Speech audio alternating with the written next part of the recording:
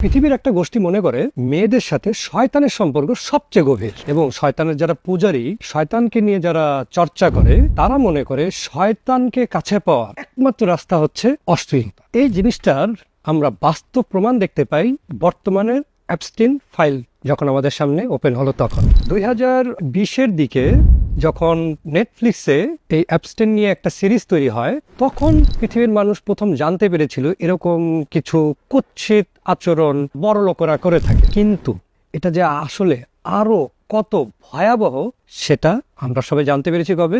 2026 সালে। এই অ্যাপস্টিন ফাইলে এমন কিছু ব্যাপার বেরিয়ে আসছে যা দেখে পৃথিবীর মানুষ প্রথমে বিশ্বাস করতে চাচ্ছে না যে এটাও কি হতে পারে। প্রাচীন ইতিহাস বলে শয়তানের যারা পূজারী, তারা তাদের মন্দির অর্থাৎ শয়তানের মন্দির তৈরি করত লোকালয় থেকে দূরে কোথাও। আর এই আধুনিক সমাজে শয়তানের পূজারীরা শয়তানের মন্দির বানায় প্রাইভেট দ্বীপে। অর্থাৎ বিশ্বের যারা বিলিয়নিয়ার, জ্ঞানী গুণী সম্মানী ধনী, তারা শয়তানের পূজারী। এই প্রাইভেট দ্বীপটাতে খুব ইন্টারেস্টিং একটা জিনিস আছে, সেটা হচ্ছে শয়তানের মন্দির, বাল দেবতার মন্দির।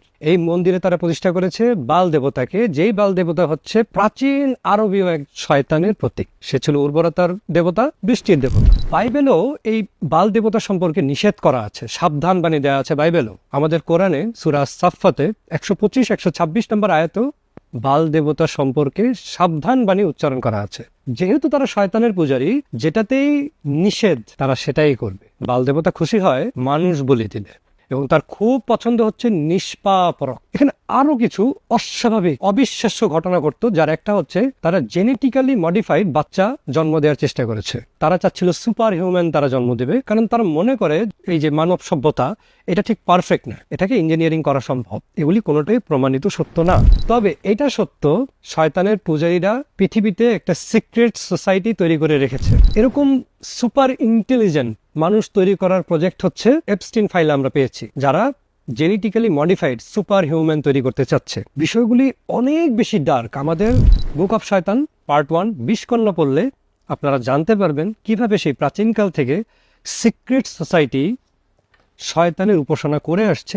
আমাদেরই সমাজে জ্ঞানী গুণী সম্মানী মানুষজন কিভাবে শয়তানের উপাসনায় জড়িত। এই বইটি পড়লে আপনারা আরো জানতে পারবেন কালো জাদু কিভাবে আপনার আমার জীবনকে ধ্বংস করে দিচ্ছে। মনে রাখবেন, শয়তানের প্রথম আঘাত ছিল মানুষের সম্পর্ক নষ্ট করা। আমরা সবাই জানি বেহেশতে আদম হাওয়াকে অলমোস্ট বিচ্ছেদ করে দিয়েছিল। সংসারটা ভাঙতে পারেনি আল্লাহর রহমতে, কিন্তু তাদের মধ্যে একটা বিচ্ছেদ হয়েছিল দীর্ঘ সময়ে এই শয়তানের কারণে। তো এই যে কালো জাদু, ইটস রিয়েল, এইটাকে ডিনাই করার কোনো জায়গা নাই।